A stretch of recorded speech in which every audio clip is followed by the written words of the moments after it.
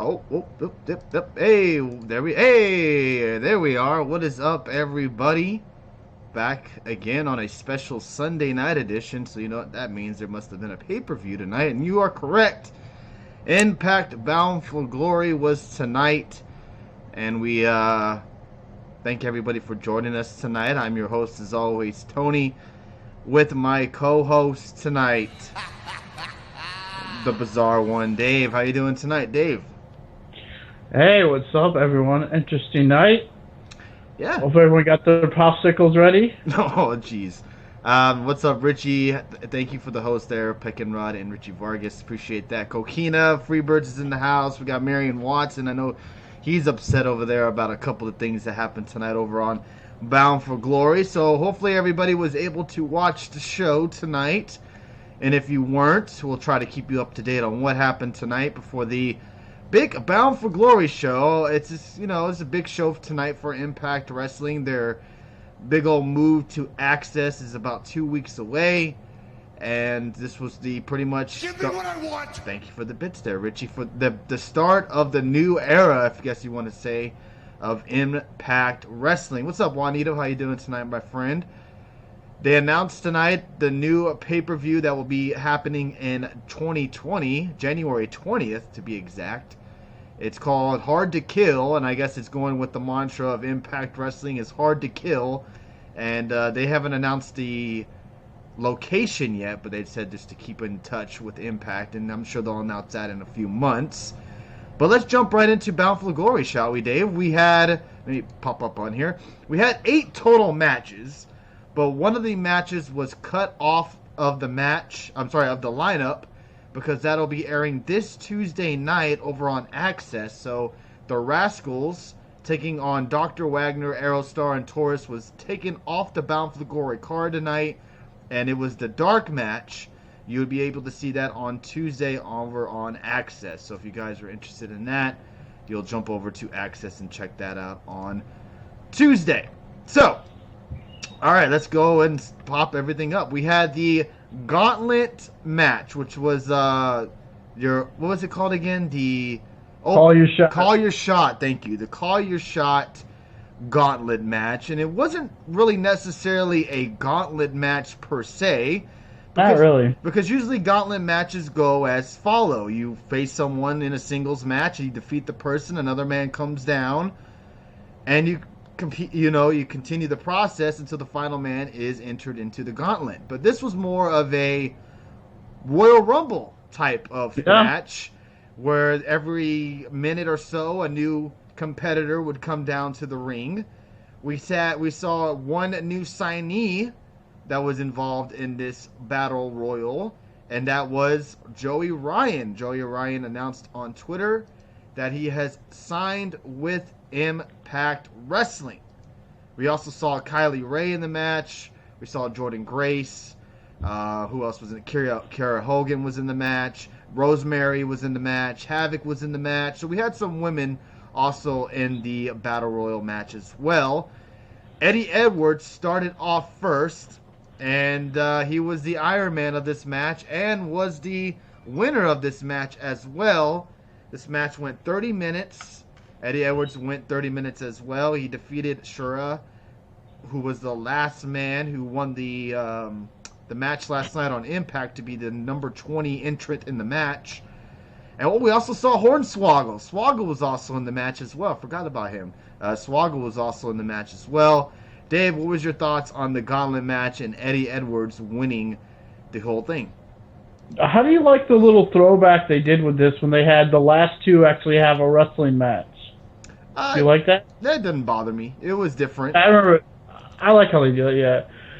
And thanks to your buddy, good old Sean Rash Sapp, the caveman guy, he has to tweet out and spoil stuff during this show. Like early on, it's like Kylie Ray is backstage and she's dressed to compete. Oh, thanks for ruining a surprise that maybe some people didn't know about. What's up, Mill Boy? I mean, seriously, you really have to tweet that out. Kylie Ray's backstage and she's dressed to compete. It's like, okay, so she's gonna compete. Thanks, but yeah. It was interesting. I was kind of surprised, like you said. It's like I thought a gauntlet was if you pin, you have a match, and someone else comes out, and then it turns into some kind of weird Rumble, Battle Royal, whatever they want to call it. But yeah, it was kind of surprising because it confused me because Friday night I assumed all the guys who were to get the 30th spot weren't going to be in the Rumble or this whatever this thing was. It was more of a Royal Rumble type match more than a gauntlet match. But I thought it was still a good match. Are you upset at Eddie Edwards winning? Do you think maybe they should have given it to someone else? No, because it makes sense now after the ladder match. Because he won it, and now instead of going for the world title, which you think anyone would, he has a reason to challenge Ace. Because they have a history and a little bit of rivalry going. So that would make the most sense why he would challenge him for the title now. Spoiler alert, Dave. Spoiler alert. Oh, if you haven't watched the show, then why even here? So... yes, Eddie Edwards wins the gauntlet, so basically I guess he gets to call his own shot. He'll be able to pick what title he wants to go after next. We kind of see where he might be going with that, and we'll get into that here in a few minutes. But overall, to start off Bound for Glory, was that the right match to do, and did you enjoy it? Yeah, I thought it was the right match to do, because you don't want to have this going on in the middle of the show. So yeah, I think that's the right way to start. Either start with this match or start with the ladder match. And since they had the gauntlet, and also you forgot about Tommy Dreamer, Tony. Oh, so fuck, Tommy Dreamer also. And we had some girls in this Sabu! one too. Fucking Sabu! Yep. He looked fucking awful in there. He did, but still. But yeah. These type of matches are always fun because just like a Royal Rumble, you look for surprise entrances. And like Joey Ryan was a surprise. We didn't expect to see him show up tonight. Well, Kylie Ray could have been a surprise, but your boy Shawnee had to ruin it. You had to probably expect to see her show. Well, because you don't know for sure, because people said, oh, she's just working that one show for the other company, not Impact. This does not mean she's working with Impact. And see, the thing is, too, I saw someone announce that Joey Ryan signed. I'm like, hold up. He just showed up. Doesn't mean that he signed with them, and then he announced that he signed with them. And they said the same thing for Kylie Ray, but I don't think she signed with Impact. I'm not going to jump the gun and say that she signed with them, but I know a lot of people on Twitter are kind of saying that she might be signing with Impact, which I'm not sure. She would be a great addition for Impact. Oh, absolutely. They done that style match before. I like it better than a regular gauntlet match. I agree with you on that. Yeah, but don't call it a gauntlet match, because it's not a gauntlet match. It's a battle royal type match. Right. I'm upset at the fact that he's going to go fight Ace like fuck Ace and your wife. This show, based off her acting, there's no way in the hell she's worth it. God damn. Bob Ruski says it was the GCW clusterfuck, but that it's for a title opportunity. Oh, yes, it's a lot of wrestlers that wrestled on last night's show went on home, or their next booking they didn't stay for Bound for Glory. We won't know from her social media. Okay, yeah. Oh, so it was a spoiler. Don't have one. Yeah. Yeah, because exactly. Yeah, excuse me. He screwed us all over. Of course, he had to say, "Ooh, I got to break the news," because they couldn't break the news of the draft, so they had to break the news of this. All right, so Eddie Edwards wins the gauntlet match, and will go on to face either probably Ace Austin or the winner of Sami Callihan and Brian Cage, which we'll get into in a little bit.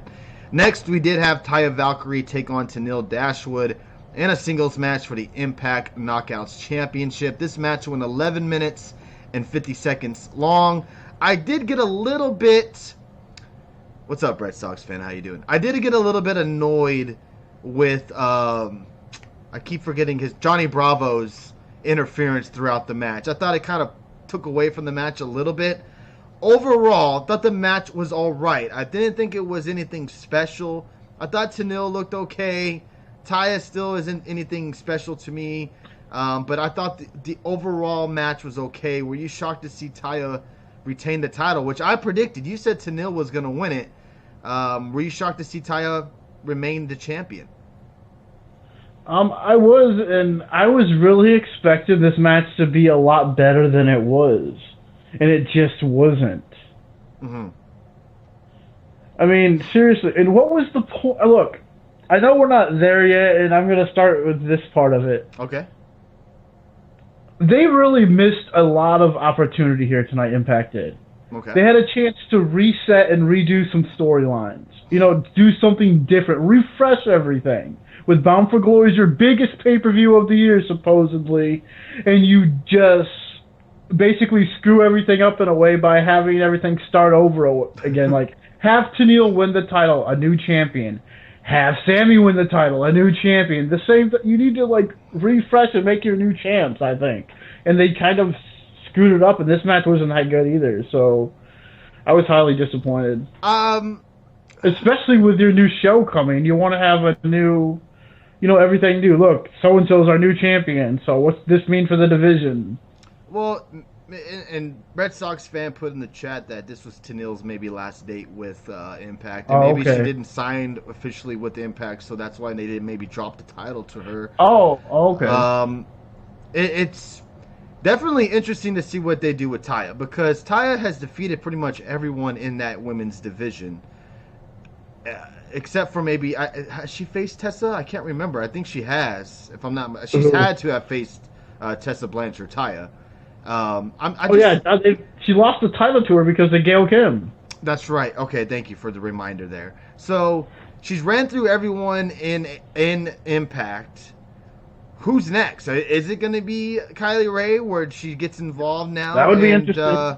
They bring her in and have her face off with Taya. I think that would bring a lot of fans into Impact, because there's a lot of Kylie Rae fans, and a lot of people are upset with her going away from AEW and kind of having this little hiatus away from wrestling. Her returning to Impact brought a lot of eyes back to Impact. Not maybe over-exaggerating just a little bit, but I know a lot of fans were excited to see Kylie Rae back in Impact and having a match last night and then showing up tonight. Maybe they are going to bring her in more. I agree with you. If this is the deal and they do lose Tennille to, say, AEW or something, and you get Kylie Rae to kind of be your new Allie or whoever type character, because she really was overplaying that character up big time tonight, so it makes you wonder if that's what she's going to be coming to Impact. And to me, that'd be a great call to have her come in there. But, I'm not going to say they need it, because the women division over on Impact is pretty stacked, but it would help. It would help. Just help add another wrestler to their women's division. Now, I want to mention one lady tonight who was in a match, and I want to get guys' opinions on this, and maybe it's just me, but does Rosemary kind of seem a little off to you guys now? And it might be the injury to the knee and her coming back, but it just seems she's not the same anymore. Or is it just me? Well, she's supposed to be a little bit off anyway, but... Yes, I get that part, but she doesn't seem the same inside the wrestling ring. Well, I haven't seen her do two other matches other than these hardcore street fight Monsters Ball matches, but I just think that... I don't know, I like her. I still like Rosemary, so I'm still a fan. Has she gained weight since the Decay days? I think she has. Well, she also was injured for a year. She was injured for a while, and she was out of action for a while. So maybe that's part of the. Or has she put on weight with maybe she's working out too much? That happens too. That could be, but it just seems like she's off. She doesn't move as good. And she might not after she messed up her knee too. After she did or was it just her arm? It was her knee. I know it was her knee. Okay. Bob Ruski said, if I was her, I'd be afraid to sign a new contract, seeing as you just got out of one, says Bob Ruski. I guess he's mentioning about Impact trying to maybe jump. Kylie Rae, we don't know what her head's like right now. Maybe Impact shouldn't rush into things and try to sign her right off the bat when she just recently left AEW. Maybe they should just kind of take it slow and, maybe keep trying to work with her, but not officially sign her right off the bat, Yeah, but with Impact, it's a little bit different because, Joey Ryan even tweeted out about when he signed, but he's also allowed to go work other places, too. Oh, yeah, right. Yeah, they would sign her to a contract where she could go do other indie dates, too, if she wanted. So, yeah, and I think it's a little, maybe it's different because, how you see all the women on Twitter, which I hate it with the Impact people, even on Instagram, too, but they're all, seems like they're all best friends and they're all always hanging out together or doing something, which I get. Kayfabe's dead, I get it. But it takes a little something away when you say, oh, Kara Hogan and Jordan Grace hate each other. No, they don't. they're just traveling together. Kayfabe, Dave. Kayfabe. Keep it alive, brother. Keep it alive. I can't. They won't. Why should I? Next, we had the triple threat tag team match for the Impact World titles. We had the North taking on Rich Swann and Willie Mack, and Rhino and RVD. This match went 14 minutes and 20 seconds. And we had RVD turn on Rhino for whatever reason. He just turned on him. And we saw the North retain their tag team championships. I actually really enjoyed this match. More than I thought I was, especially since RVD and Rhino was inserted in the match. My only gripe, Dave, and you know what it's going to be, having a goddamn triple threat tag match and only having 2 wrestlers inside the ring at the same time makes no fucking sense whatsoever in my eyes. They should all 3 be in the ring. It's a fucking triple threat match, for God's sakes. Why are you only going to have 2 men start the match? But the match I thought was pretty damn good. What was your thoughts on it? Yeah, how could that be a gripe when it's just a rule change? It's not there. They don't make. I mean, that's just how it is. It's not a rule because we've.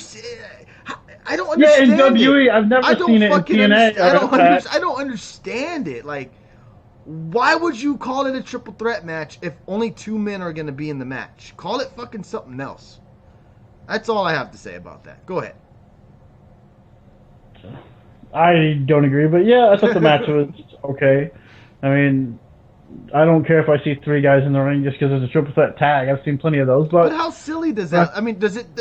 Am I the only one that sees it? Like, it's silly when 2 men are sitting outside the ring watching 2 other guys wrestle. Like, yeah, because you can tag anyone in. It's like saying if there was a 4-way, should there be 4 men in the ring? If there's a 5-way tag? Why the hell, if I'm the North, am I gonna want to tag Willie Mack or Rich Swann? Why would I want to do that?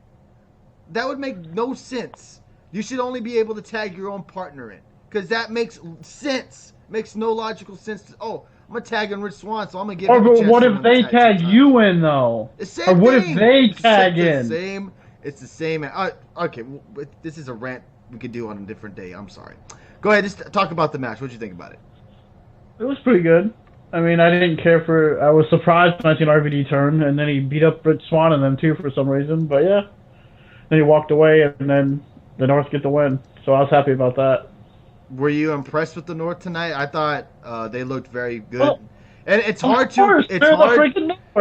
It's hard to disagree when people say that they're one of the best tag teams in wrestling. Because right now, I would really have to say that they're one of the best. They looked really impressive tonight. I thought Willie Mack and Rich Swann looked good tonight. RVD and Rhino had their moments, and I'm not really sure what the deal is now with him turning on Rhino. I guess they're going to go with that once the TV tapings start going because they're, familiar faces, but I'm not really sure about that. They literally have no other tag team to face. I mean, that's why they have to make tag teams and throw them on there together. Mm-hmm. You're right, because right now, and Red Sox fan put in the chat, Impact's tag division is god awful. They don't really have anybody on that tag division for them to go up against. So hopefully maybe Impact starts bringing in more guys in to make tag. You got the Rascals, you got, I guess, Rich Swann and Willie Mack, and after that you got the Hillbillies. I can't think of their names right now off the top of my head. What are the names, Dave? You know what their damn name? The Rednecks. The Deaners? The Deaners. Thank you. And then we got the Desi Hit Squad. Desi Hit Squad as well. But they're nothing. They're nothing spectacular. You legit cannot be in the match at any point. Look, who the fuck encouraged RVD to turn and why? Yeah. What would be his reason? Did maybe Rhino like the twerking a little bit too much, and RVD did not like that? And maybe that's why he turned. I think they're going to play up with RVD kind of like a Hollywood or superstar Hollywood RVD. He thinks he's better than everyone else and he shouldn't have to carry... Man, that would be something else. Like, because there's that picture going around with RVD with the 2 ladies in the hot tub. Imagine if he became like a pimp. Man, that would be something else. All right, but anyways, you thought the tag match was pretty good? Pretty solid? Yeah, I liked it. I mean, of course, the North were great because they always are. So, yeah, and I love the shirts they came out with. That was pretty sweet. With the Terminator freaking it 100 was the bonus TNA 10. kind of font, but it said the North, which I thought that was pretty cool. I like that. But yeah, I thought the match was great, and I really enjoyed it. And I'm glad they got enough time to go out there and shine. Yeah, I thought all three tag teams did pretty good tonight. Rob had a flashback to ECW and said "fuck you." Yeah, RVD with Miss Plastic as his manager, and her just she could just be twerking outside the ring the whole match while RVD wrestles. I think everybody would be enjoying that. Pimp RVD, your talk back here, Roadhouse your ass. Yeah, man, I think that would be hilarious. All right. Next, we have probably one of the matches of the night, which was Michael Elgin taking on Marufuji. This match went 18 minutes and 5 seconds. A very, very, very stiff match. These guys did not hold back whatsoever. They made Marufuji look very strong tonight. He kicked out of a lot of Elgin's finishers tonight. It finally took everything he got to finally beat Marufuji. Some very stiff shots from Marufuji onto Elgin. I think he really clocked him one time with a super kick to the face. You saw some pretty bad bruising on the backside of Marufuji's on his back as well. What did you think of this match, Dave? I thought it was a pretty solid, very good match. Yeah, I really enjoyed this match. This is the match I was most looking forward to watching on this whole card, and this match delivered. I thought it was awesome. A lot of people didn't like it. A lot of people were complaining about the ring. Did you have any issues with the ring? The ring? Yeah, how loud it was. I saw someone tweet out that the ring was a little bit mic'd up high, but yeah, it was really high. I didn't bother me anything. I didn't notice it, but right away until someone pointed it out. But then I started noticing every time they stomped or walked, it made a big noise. But yeah, you could really hear it. But yeah, I thought this match was great. I enjoyed it. And this match to me was, I can't believe I agree with him, but I do think this was the best match on the card. You can't believe you're agreeing with Red Sox fan? Is that what you mean, Dave? Yeah, because I actually think this match was great. And they went out there and they just killed it. And Michael Elgin out there doing dives, I mean, we'll talk about dives later on. At least this match was really realistic and it just felt a lot better and way put together. And Bob Ruski makes a good point. Said just as it would have gone in Japan, it reminded me of a New Japan match. Yeah, it did. With these stiff shots from each other, the slaps, the kicks, everything was just stiff. Good match. I enjoyed it. Elgin always seems to impress me more and more every time he has a match. I wonder if they have anything else for him in Impact, because you would have to expect him to be next in line for a title shot, because man, he looked really good tonight, and I feel like he needs a title shot very, very soon. Fuji's 40 years old too. Really? I had no idea. He looks good for his age, by God. We'll get into some age in here in a minute. Thank you, Kyle King, for the host. Appreciate that. Also, they fucking advertised Wagner on the main card, and he got shoved to the pre-show. Yes, I don't know if you were here when we mentioned that, Bob Ruski, but they're going to be airing that on Access, which is interesting that they picked that match out of all of them to air on Access. But I guess maybe they're hoping showcase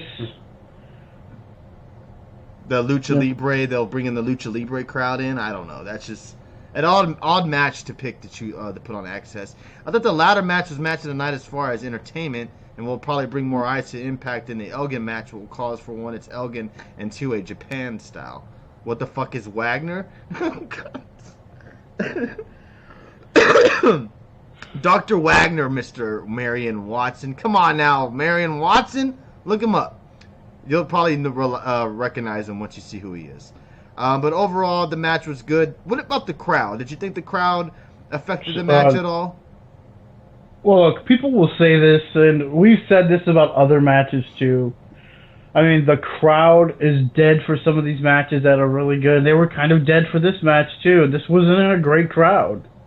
It wasn't a great crowd. Red Sox fan talked about how Chicago is supposed to be a hot wrestling crowd, and they just weren't. They got into it a little bit, where they started saying, "This is awesome," and it's like, where you been the whole match? But yeah, I mean, Thank you for the sub there, Kyle King. They weren't Appreciate really that, into man. this. I don't think they were really into the ladder Thanks, match either Kyle. until it got going, but Appreciate that, brother. That's very kind of you, man. And good luck to your Astros, brother. Thank you for those kind words, and thank you for resubbing with us. Appreciate that very, very much.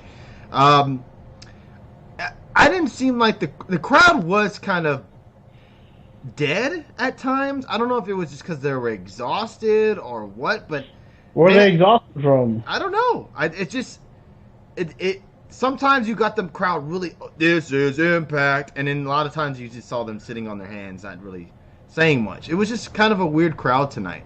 I think it's Impact's product. It could be. I don't know if it's the product or if it's you're so used to a certain style nowadays, and Impact kind of gives you a little. They're not so much like what you'd get it from an AEW, where you get a lot of high flying spots. With Impact, they're kind of in the middle where they don't really do a lot of big spots. I mean, the ladder match had a bunch of spots, but yeah, you don't really have a lot of guys doing that. I agree with Bobaruski. The women's title match, the crowd was dead. The crowd was dead for it. I was dead for it. I mean, that match was just did nothing. I was expecting it to be better than it was. Hot take here. Hot take. And you guys may not agree with me here. I thought Tenille Dashwood looked like shit tonight. I thought they both did. I mean, it was just a bad match. To be fair, yes. But I thought Tenille, having her big comeback, and I know maybe this was her last match and she really didn't give a shit. But it really seemed like Tenille was just going with the flow. Like, she didn't really give a shit about the match tonight, at least in my opinion. They had no chemistry in the ring at all. Yeah, that's true as well. It was just dead. I mean, I didn't even.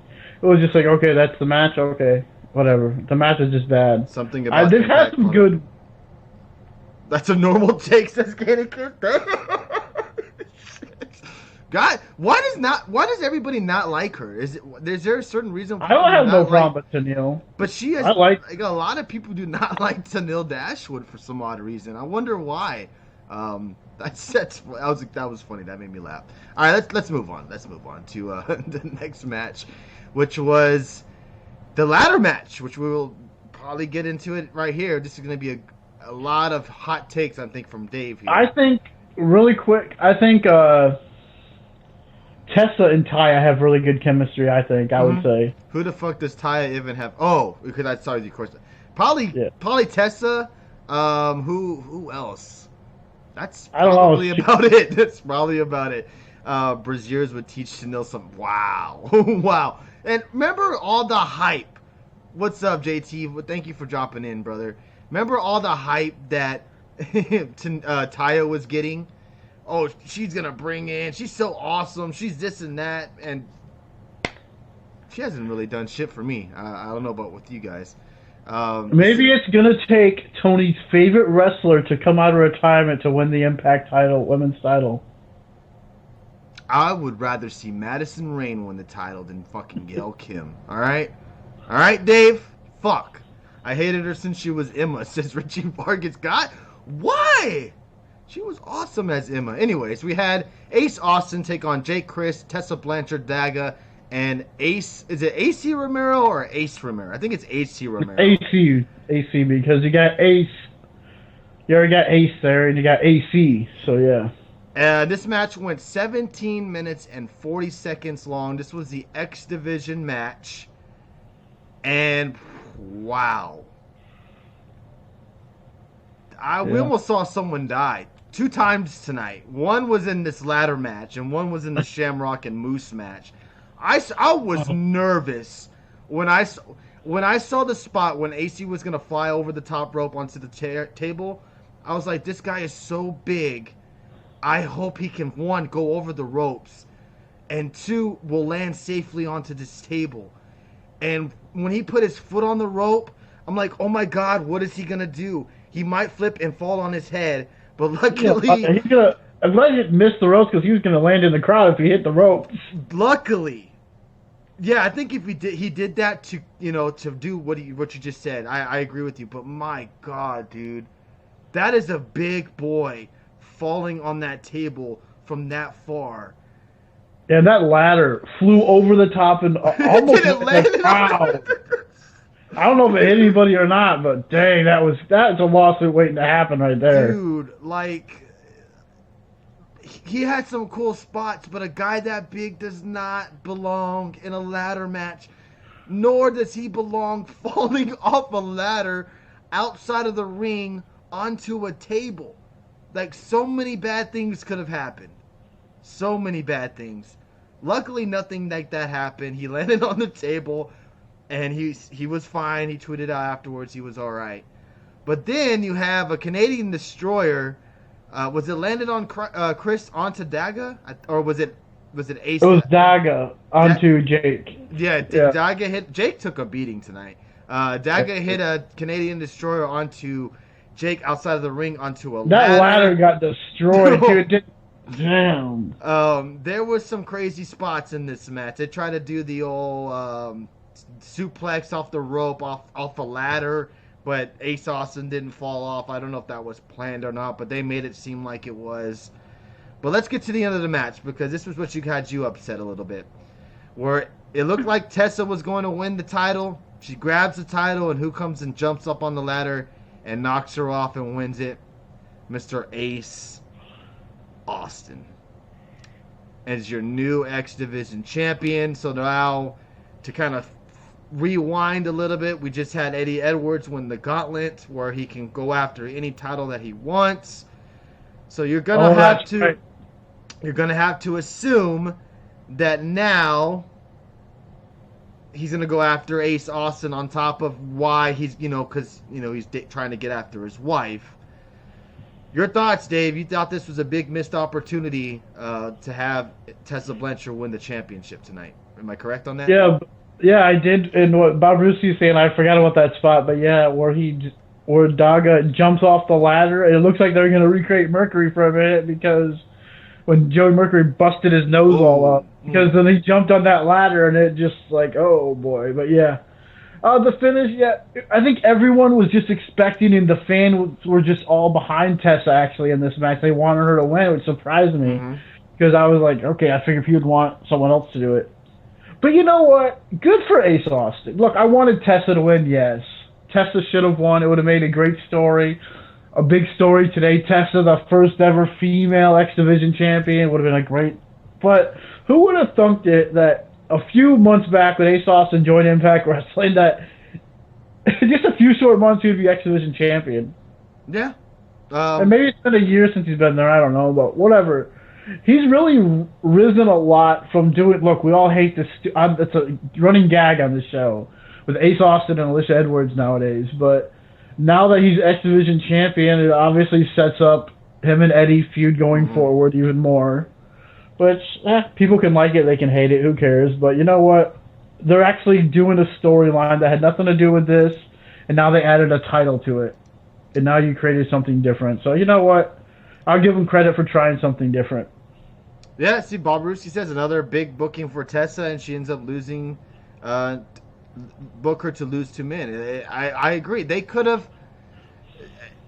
How about Jake looking like Mordecai out there? Yeah, I thought Jake stole Seth Rollins' attire, man. He looked like he was wearing Seth Rollins' WrestleMania attire, the white one. But I feel like, to me,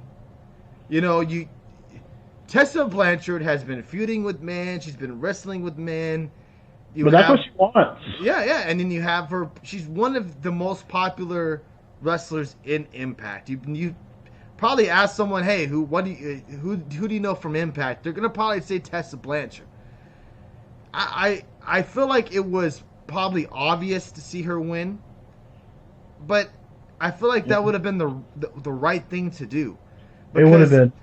You want, in my eyes, because we didn't mention this in this match, that we had OVE get involved, and they tried to cost her the match, but she overcame those odds, and she was still going to win, even when OVE still got involved in the match. In my eyes, I think that would have been a perfect time for her to win the match and have Sami Callihan win tonight, and you have Tessa and Sami one-on-one for the world title at Hard to Kill, where you finally have Tessa beat her. Comes full circle. You finally end that stinking OVE feud that they've been having for months and you have her finally beat the guy that never seems to go away in Sami Callihan. I agree with you. Should have had been Tessa. I'm not upset that Ace Austin won. It makes sense in a way where now Eddie, it adds more fuel to the fire with Eddie. Not only will he go after him because he's trying to get after his wife, but also maybe he wants that title as well. There's anything else you want to add to that title, to that ladder match? There was like, I don't know. I mean, look, I get why some people are mad. They wanted Tessa to win, I guess, for history to be made, I guess, which they could have done. Even I tweeted that they had a chance to make history. And it's like they missed, like, this is like the second or third time in this show already that they did a missed opportunity to reset everything and change it all up because they could have had going into Access TV Tessa Blanchard, the X Division champion, and they kind of nicked it all up. But like Red Sox fan pointed out, they did say recently that her and Grace are going to be a tag team now. Oh, well, according to your buddy, your favorite bud, Sean Ross Sapp, according to Mr. Warren Hayes, who was there last night at the, was it the All Glory show, that it's going to be her and Tessa teaming up to take on the North, and I think at the first taping that's going to show on Access. So history could be made that What night if they win the tag titles? Yeah, I think it's possible. It's very, very possible. All right, so let's move on to the next match, which was Moose taking on Ken Shamrock. This was the co-main event. This match went 10 minutes and 35 seconds long, where we saw Ken Shamrock lose to Moose. Ken Shamrock almost died tonight, everybody. Seriously. Yep. If it wasn't for Moose, that match would have ended really early because Ken Shamrock tried to do an Undertaker-like dive. What he did in WrestleMania, where he just jumps over the top, over the ropes onto Moose, and it looked like he maybe caught the rope at the last second, or he was just gonna fall short, and Moose ends up, kind of getting underneath them just in time and catching Ken Shamrock. The match was not that great. They hyped it up to a really good point to where I was looking forward to this match. They did a good job doing that. They did a good job making this match seem big. But dude, some of the stuff Ken was doing tonight just wasn't needed. You didn't need to see him do a dive outside the ring. That was just dangerous. That could have ended very, very badly. And I thought for a minute there he was hurt because it looked like he was having like a tough time getting up after that dive. Moose does end up winning, which I'm glad. I don't think we would have enjoyed maybe a Shamrock win because Moose needed this win badly. Your thoughts, Dave? Were you impressed with the match? Did you like the match? What was your thoughts? Was I impressed? And did I like the match? No and no. This match was horrible. Look, Ken, I mean, you're great. I was actually looking forward to seeing this match. Oh my God, some of these spots they were doing. The referee bump. Even the crowd booed that referee bump. I mean, when they pulled the ref and he hit Shamrock, then the ref walks 3 feet and then falls down dramatically. And then the supposed finish spot where Ken's supposed to hit the exposed steel, he like misses it and then he goes in slow motion to hit it. It's like, okay, this was bad. I don't know. I don't know if it was better than Taker go over. I don't know. I mean, this is close. This was just so bad. Ken did not belong in that ring at all. He did not belong. His ankle lock, can you fucking not try enough? It just, I know he's 55, and he did not belong in that ring. Some of those things he was doing was like, holy shit, dude, you're 55, you shouldn't be doing that stuff. But that was impressed me. But yeah, he did not belong in that. Like, Shamrock, no offense. You should not have another wrestling match, brother. Just call it a night. Retire. Do whatever you have to do. But wrestling is not in your forte anymore. And, I mean, he almost didn't even get Moose over when he did a running start for that back body drop. He almost landed Moose on his head in that spot. I was like, jeez.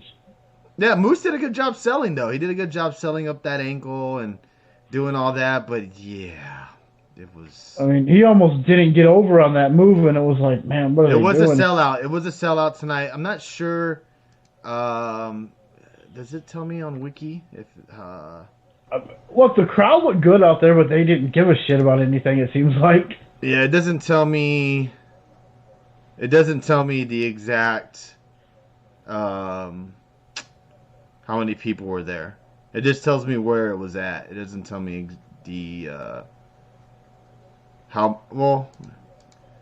It's at the Odeum Expo Center. It can hold up to 2,500 people.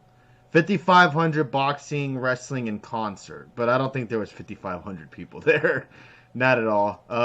So I'm not sure exactly how many people were there, to be honest with you. But there it gives you kind of a ballpark of how many people can fit in there.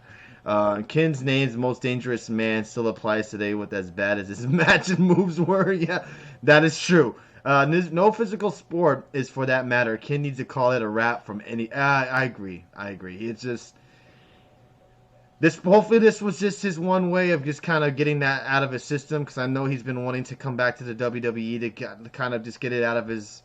He's been itching to get him back into the ring, and hopefully, thankfully, Impact was let him do this, and hopefully, we don't see it again.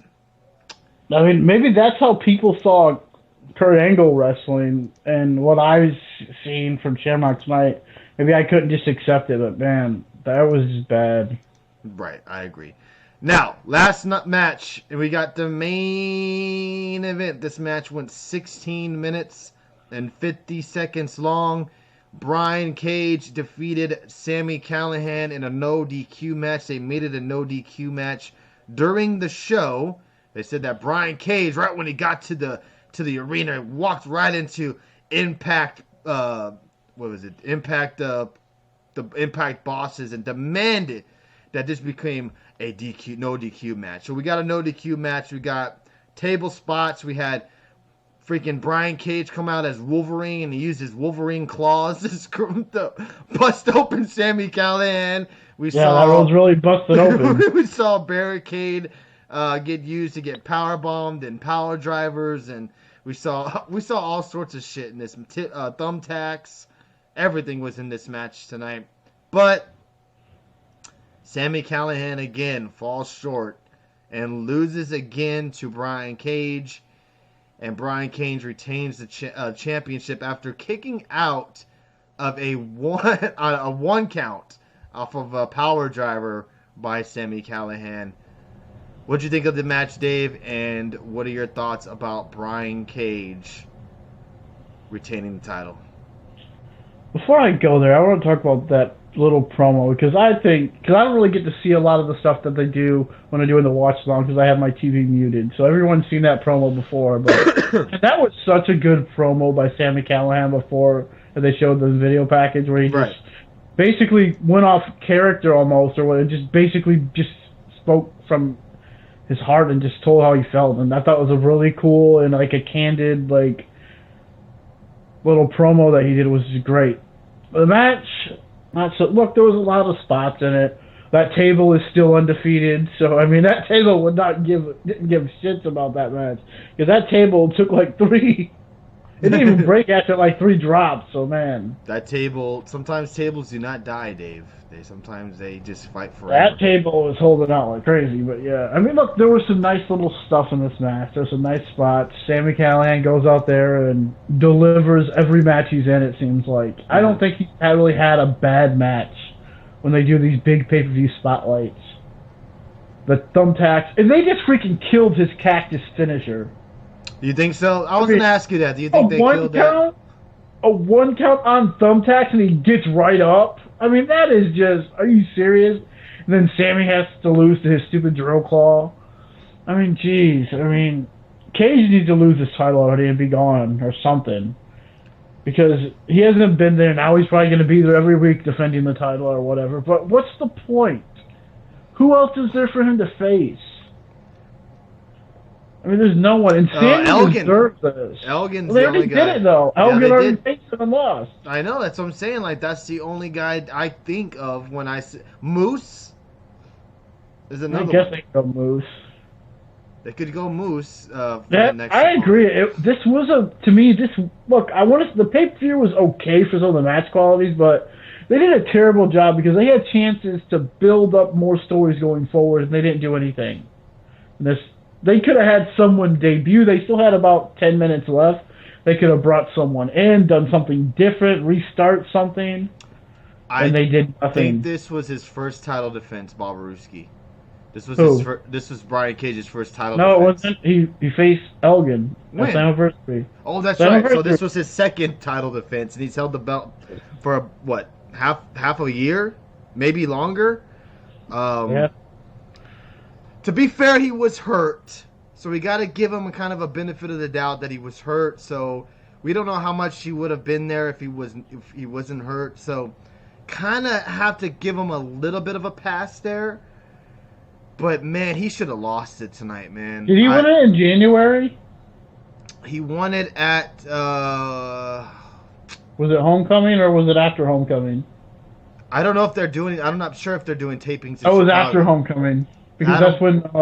Adam Bob, who left earlier, would probably know more than I would about that. I'm assuming that's how they usually roll. They do tapings in the same little area that they've ran a pay-per-view at.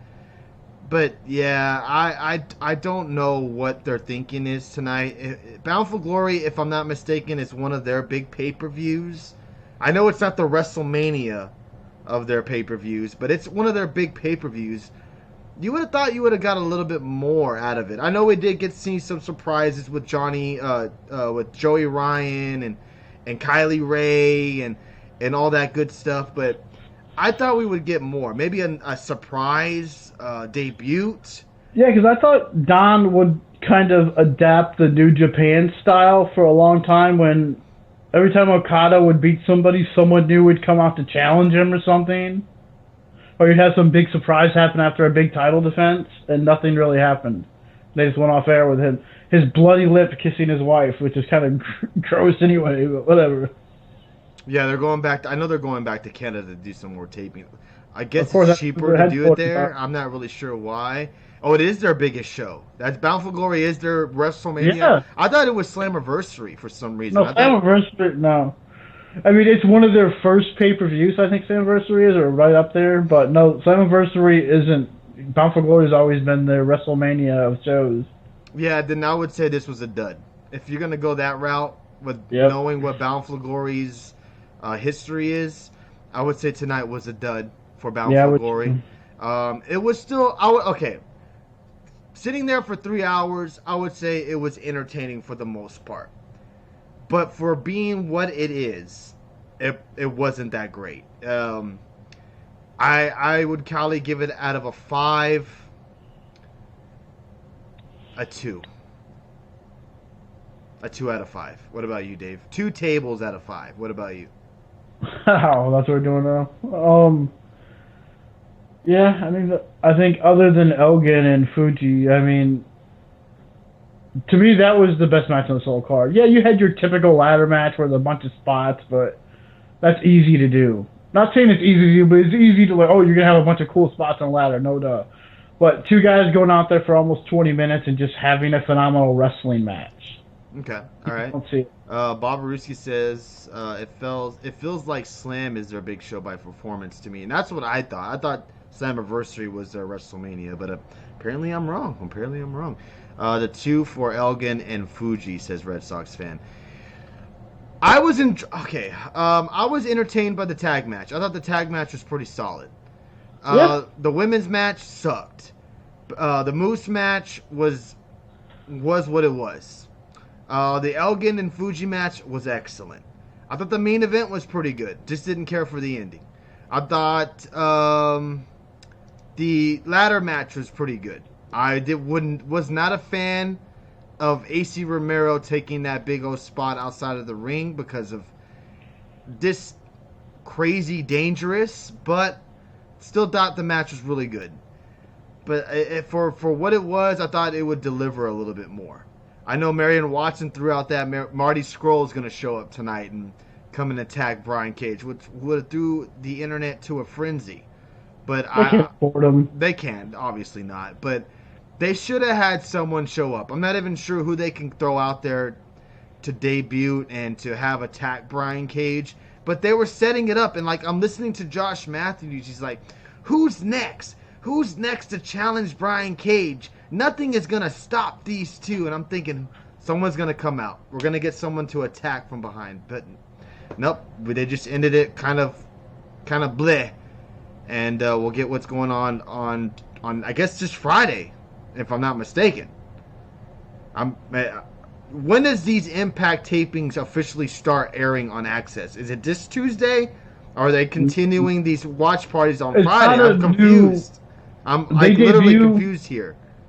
It debuts on the 29th, but this is another one of those shows that is kind of previewing the last preview show, kind of, to letting you know what's going on with Impact right now. They're going to probably preview the whole pay-per-view that you just paid for, and probably going to say, here's a bunch of highlights from the show on Sunday night. So Friday, is that going to be an Impact? I don't know. I'm confused. I don't know what's going on with Impact and their schedule nowadays. But yeah, not even asshole AA showed up, Austin Aries.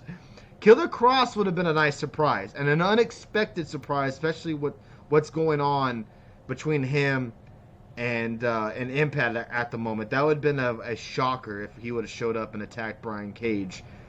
But yeah. You know what I was hoping would happen, but I knew it wouldn't?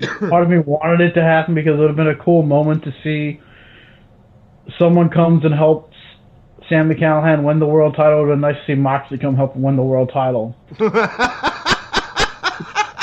I know. But still, it would have been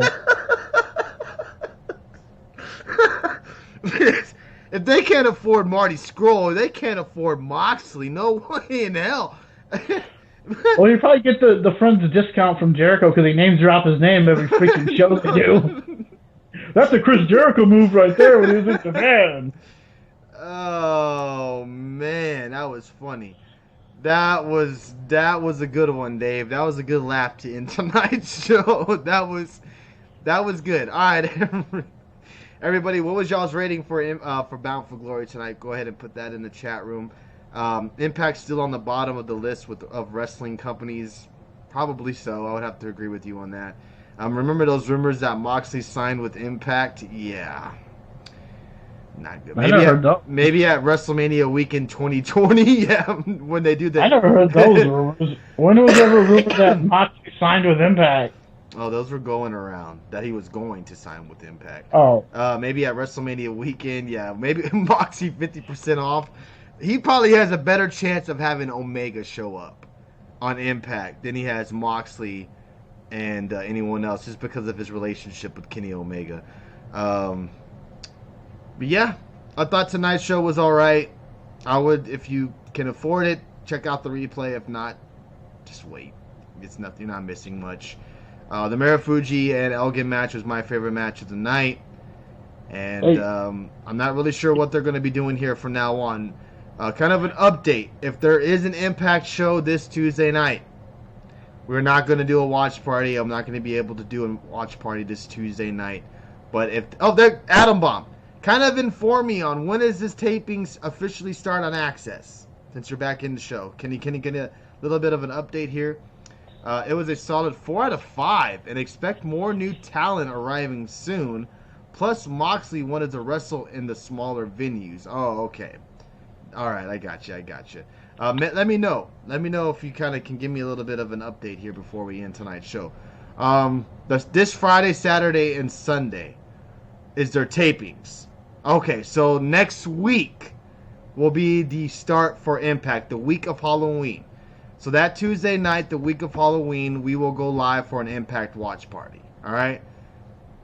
Do you know if they're doing an Impact this Friday, Atom Bomb?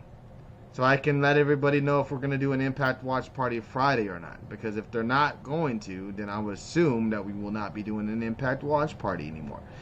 They have a better chance of signing the Young Bucks.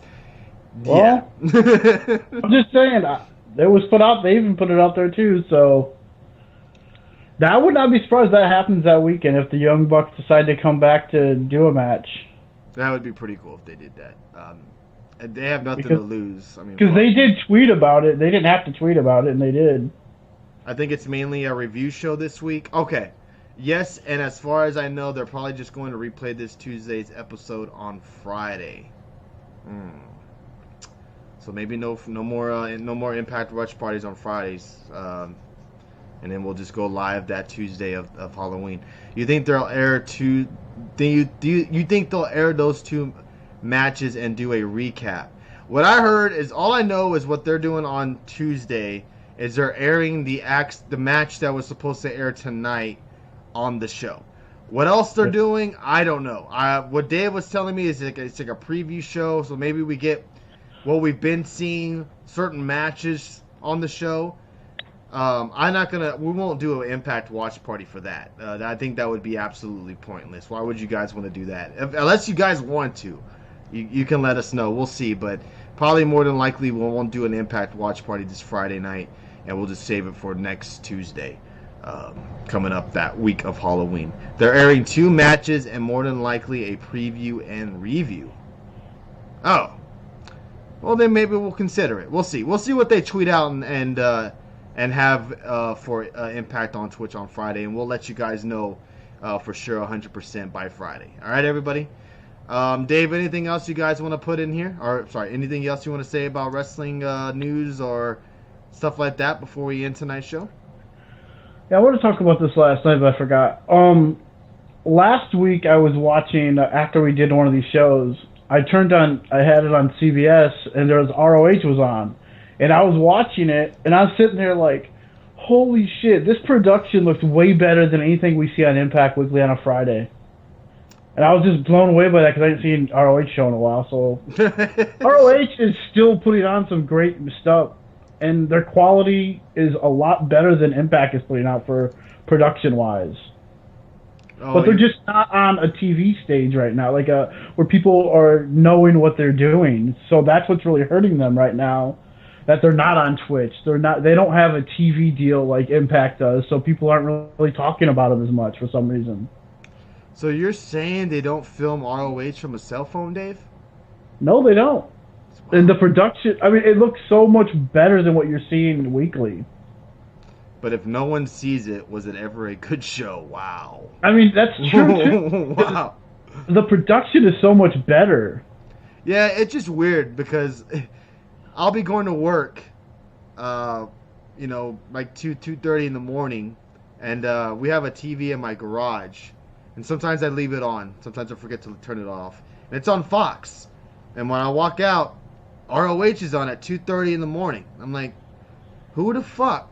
Why the fuck would you pick this time of all the times to put ROH on at 2:30 in the morning? But they also come on Saturdays at 11 in the morning. So it's just, they have them on at the weirdest ass times. I don't understand it. I think it airs on Charge or something too, whatever it is, one of these channels they have. All Glory was amazing. I got to check that out. I think he is just terribly Impact biased. What you think they do is amazing. He might be. Who knows?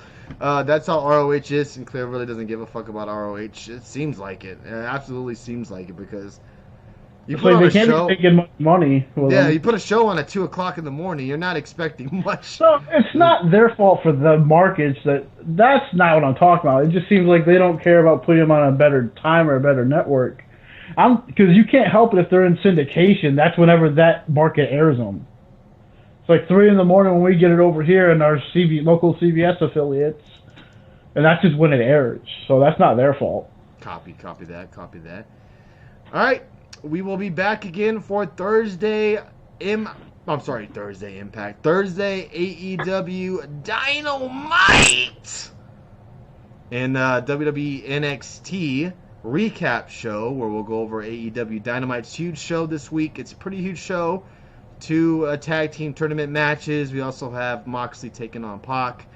And then we go over to WWE NXT where we have a huge triple threat match between Keith Lee, Dijak, and Roderick Strong for the North American Championship. So that will be fun to talk about on Thursday. Friday, to be determined on the whole Friday Impact watch party. And then Saturday night, we'll be back here shooting the shit with all of you guys. Rumors, innuendos. We'll go over SmackDown. We will be having a good show this week, and I hope everybody will join us as well. Oh yeah, SmackDown is on FS1 this weekend. Don't forget, they announced it a couple of times during the Fox football Yep, games today. So I've seen it a few times. Yeah. we have ROH also comes on at 12 a.m. Sunday. Really? Yeah, just so weird, man. So weird.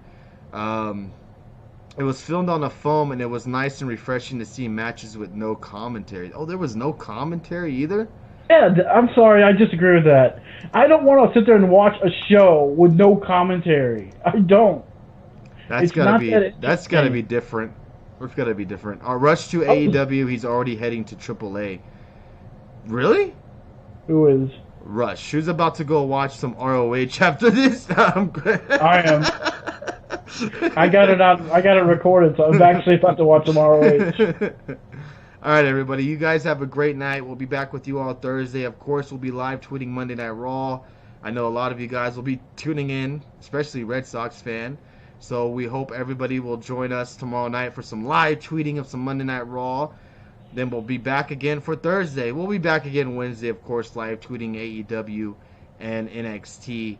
And then back again on Thursday with all you lovely folks at 10 p.m. Eastern, going over both NXT and AEW, showing some highlights, going over the show, and it should be a fun week of wrestling. So I hope everyone will join us. And if you're new to the show, we would really appreciate you guys hitting that follow. We finally hit we hit 260 followers. We're 40 away from 300 followers, everybody. So if you haven't already, oh yeah, NWA Power on Tuesday. Yes, thank you for reminding me there, Uncle Keita. Fuck. NWA. We didn't talk about that last night. We forgot. We didn't. We totally forgot about that, and that's all me. That is on me. That is on me. So next week we'll definitely touch on NWA Power. I gotta write it down. I always forget to do it because sometimes, especially like last weekend or this past Saturday show, I got busy, didn't get home till late, so I didn't really kind of draw up everything as a planned, and that is on me. So next week we'll definitely touch on NWA Power and kind of give our thoughts on it because it's a great show. I hope everybody will watch it Tuesday. Only an hour. Definitely check it out. It's a fun show. So thank you, everybody. Back for Monday Night Raw live tweeting on Monday. And I thank everyone who dropped bits. Richie Vargas, my brother. Thank you for dropping those bits. Thank you to Jimbo for dropping those bits. And appreciate everybody who came out here and interacted with us tonight. It was a very, very fun show. Quick shout out to Bob Ruski, Truth and Loyalty, Alice, Angel of Light, Commander Root, Jimbo, JT England, Kokingina 32, Little Noel 34, Mr. WWE Marion Watson, No Boy, Pick and Rod, Red Sox fan, Richie Vargas, Steven, 2411, Virgo Pros, VNK, and anybody else that I miss. If I missed you, say hello in the chat room. But if not, you guys have a great night. We'll be back with you on Thursday. Hope everybody has a great work week, school week, whatever have you up and coming. Thank you. Love you all. And we'll see you on Thursday. Thank you, everybody.